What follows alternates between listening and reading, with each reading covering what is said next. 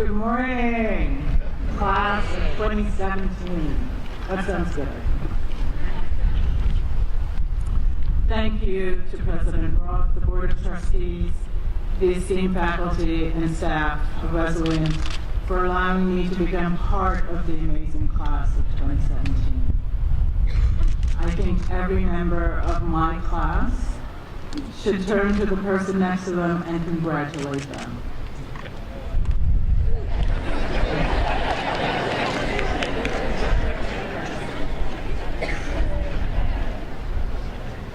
All our lives, all your lives, you have worked hard, mighty hard.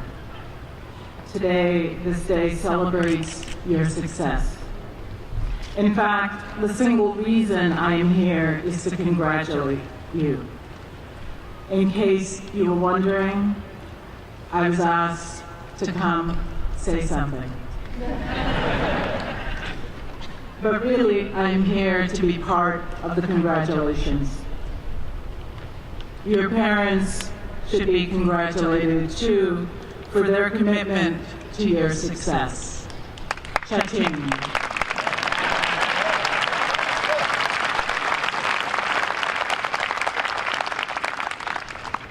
The rest of your family and friends remained alongside these past years. Also, the coffee industry, High Cafe, Foss Hill, the Tomb, the cigarettes you don't smoke, Instagram's new live video feature, and the Twitter account that keeps you informed and in direct contact with the White House during those all-nighters. Your professors as well, I suspect, played an important role in your success. The staff committed themselves in ways known and unknown to your success.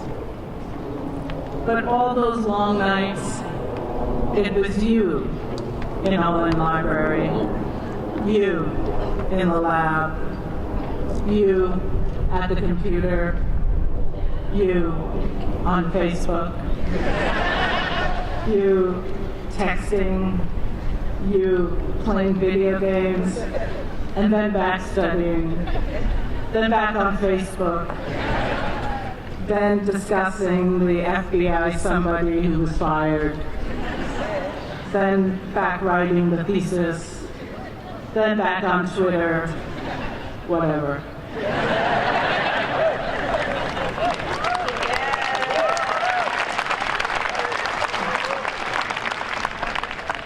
In any case, you did it. You worked harder, and you let your best be better, and sometimes great. It's not cool to admit it, but you know how hard you worked.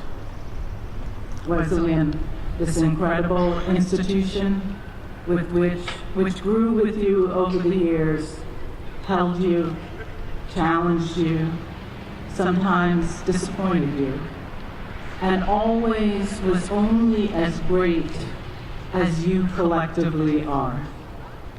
It will forever remain as a symbol of your collective success.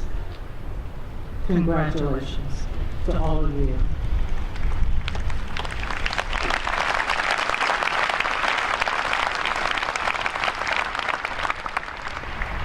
There's a good chance you just joined the 52% of college-educated voters who voted against the immigration ban, who voted against the defunding of Planned Parenthood, who voted against the dismantling of the Affordable Care Act, against the building of a wall, against the denial of climate change, and against the push to popularize Putin as the most popular baby name in our nation in order to create the Putin X generations.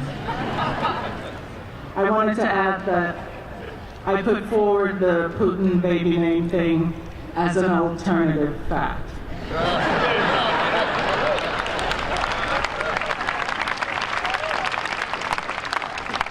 Despite its disservice to babies. But really, seriously, congratulations again. Because you don't know me, I can understand if my congratulations sound like part of the rhetoric of what gets said to you today. But sometimes protocol lines up with sincerity, sometimes not. But in this case, yes, congratulations. It matters to me that you know all you have achieved. Because unless you understand that, you won't be willing to attempt the impossible. You won't be willing to work towards a goal knowing you might fail. That's right. In addition to being part of the congratulations today, I have come to make a plug for failure. There are many ways to fail after all your successes. You can be a poet like me and research stuff that has already happened only to retell it using anaphora, rhyme, and alliteration. Poets, according to Lewis Hyde's The Gift or the Failure of a Market Economy. I recently read about the South African artist William Pentridge's Center for the Less Good Idea.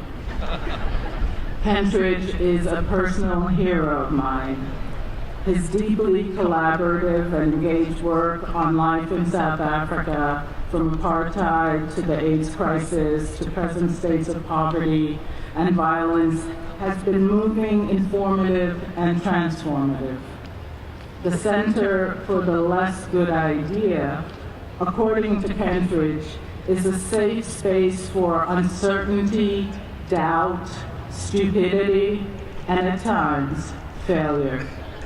He believes we humans have too much investment in certainty, and he personally feels rescued by failure. Consequently, he is more interested in provisional positions and in the desperation present in all uncertainty. What I personally love about this kind of uncertainty is that it allows for the creation of a habit of being that is willing to risk the self in service of the formation of some unknown. This instability means failure is imminent, but not inevitable. And the exciting part is that alongside failure lives possibility. What I wish for you is that you will pursue your unknown and unrealized imagined possibilities, even though the imagined unimagined resides with such close proximity to failure. To pursue something because it matters to you, to your moral expectations for the world. To pursue something because the way it occurs now is, to be blunt, unjust. To pursue and invest in change despite not having the power to implement it directly is to be willing to fail. Then success is beside the point. That something matters to you truly, madly, deeply, becomes the point. That someone matters is the point. In the last years, while you were students at this eminent institution, we have had amazing examples of people willing to fail in the face of established power. When activists Elisa Garza, Patrisse Cullors, and Opal Tometi began with the premise that systemic racism creates a playing field of incommensurable experiences and asked you to gather in the name of Black Lives Matter, many of you came. Okay, some of you came. You entered your classrooms and your streets and various venues and places of business and stormed the stage of events and requested more diverse representation, more just discourse, and spaces for everyone. You made your requests even as the world around you continued to fail you. The white imagination, its weaponized fears and nurtured hatreds continued to be triggered by black skin, people of color, and its own need to dominate and own spaces. And when Black Lives Matter said, we are an ideological and political intervention in a world where Black lives are systemically and intentionally targeted for demise, you intervened on behalf of human lives because you remembered, without needing the exact language, that Dr. Martin Luther King Jr. in a commencement speech in 1961 said, all life is interrelated. We are caught in an inescapable network of mutuality, tied to a single garment of destiny. Whatever affects one directly affects all indirectly. And when Black Lives Matter affirmed Black folks' contribution to this society, our humanity, and our resilience in the face of deadly oppression, you walked in solidarity in order to assert yourself or yourself in alliance with others. Because of you, we have returned to an everyday practice of participatory culture. And as the phenomenal feminist and social activist Kathy Cohen has pointed out, we expect sharing. A sharing that has made possible a participatory politics that is peer-based and more interactive and more dialogue. And we are beginning to respect the insights of our own unacknowledged and too often disregarded experiences and understandings. Those understandings won't always line up with the economic or mainstream ideas of success, but they will be in line with what we need to form meaningful lives. I don't know about you all, but I came from a working class immigrant family. Success did not present to them as the study of poetry. But at some point, while working in law firms, I came across the feminist poet Adrienne Rich's answer to the question, does poetry play a role in social change? Yes, she said, where poetry is liberative language, connecting the fragments within us, connecting us to others like and unlike ourselves, replenishing our desires in a time of frontal assaults, both on language and on human solidarity. Poetry can remind us of all we are in danger of losing, disturb us, embolden us out of recognition. Some of you have family members or friends who won't agree with the justice you will fail towards. And your choices won't always make for a comfortable and economically abundant life. But in your imagined world, carrying Skittles while being Black won't justify being accosted or murdered by security, by police, by the weaponized white imagination.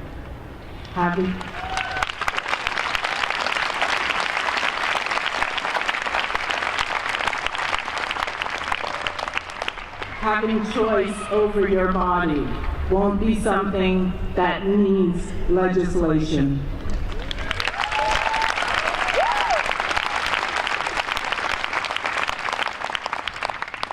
Being undocumented will enter you into a process, not a deportation center.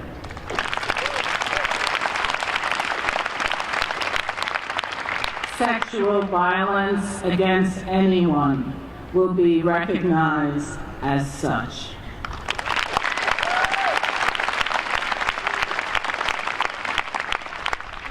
Life, friends, is not boring.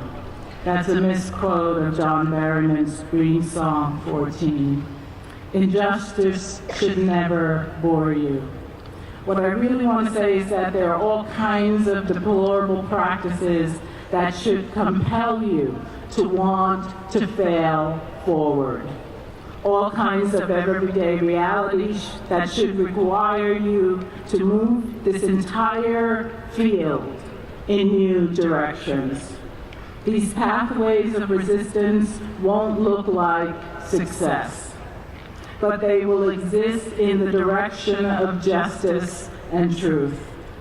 For example, Brian Stevenson, the executive director and founder of the Equal Justice Initiative in Montgomery, Alabama, has recently won an historic ruling that mandatory life without parole sentences for all children 17 or younger are unconstitutional.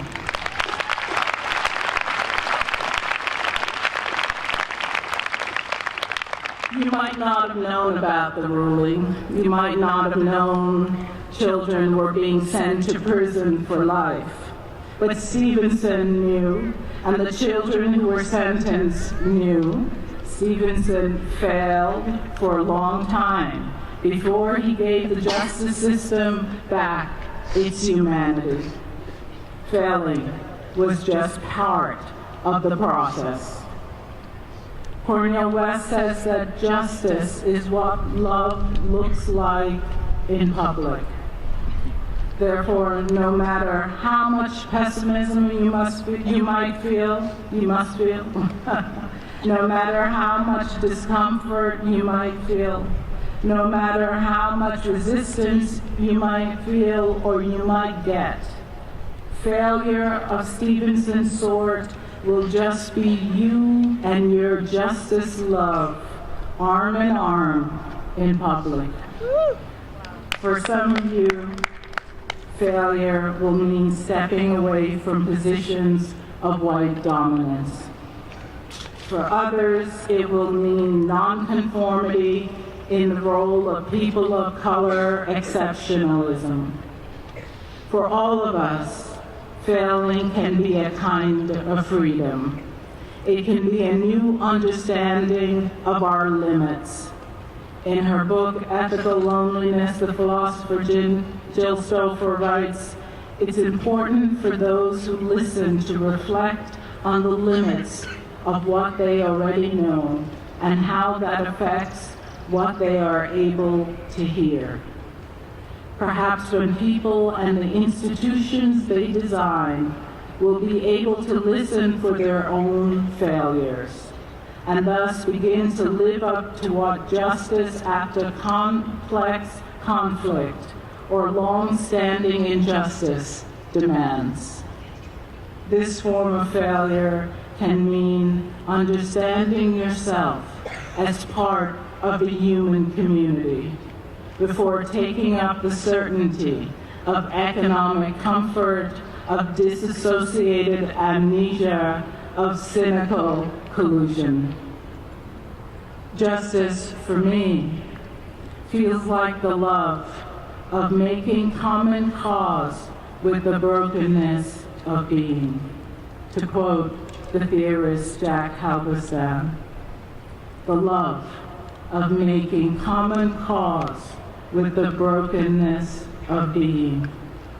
It's the work of failing towards an imagined fellowship with each other. Halberstam's phrase comes from the introduction to The Undercommons, Fugitive Planning and Black Study, co-authored by Stefano Harney and Fred Moten. This book is my graduation present to all of you. It's available free of charge as a PDF online. Again, cheating the marketing economy. Another failure in our market-driven economy. The Undercommons is waiting for you and for anyone else you would like to congratulate with a gift. You can thank me later. I won't spoil the gift by telling you what it says, but I will read to you Stefano and Fred's last sentences where they define what it is to feel and alert us to its radical possibilities. They say, this feel is the whole that lets go, again and again, to dispossess us of ability, fill us with need, give us ability to fill need, this feel. We hear the Godfather and the old mole calling us to become, in whatever years we have, philosophers of the feel. Love, Stefano, Fred, and love also from me. Love for me for all the feelings honored. Love for me for all the ways you have failed so far in the name of fellowship. And also love for me for all the ways you will bring discomfort to yourself and the world. And also love for me for all the challenges you will put in the way of dominance and violence and injustice. Love to our entire Wesleyan community for all our antidotes.